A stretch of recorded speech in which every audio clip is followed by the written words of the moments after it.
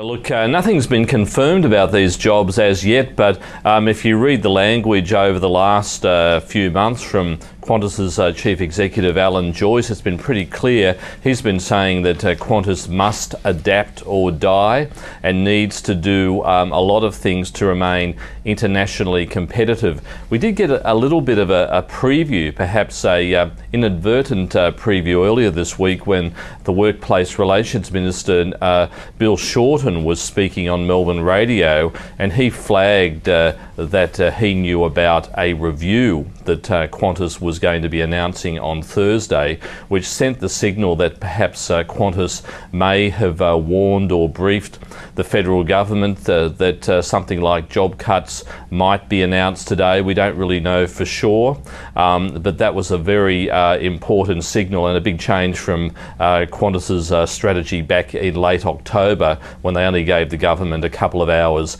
notice that they were going to be shutting down every international and domestic flight in reaction to the industrial troubles they were facing. But we'll be hearing from Qantas very shortly, so hopefully we'll have some confirmations about whether or not there will be job cuts.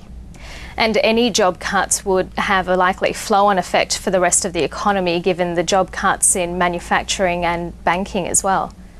Yes, it will be interesting, Karina, to watch the official labour force figures that will be released by the ABS later this morning, 11:30 Eastern. The unemployment rate is expected to be ticking up to 5.3%, perhaps as a result of more people participating in the labour market. The flow-on effect, obviously, from the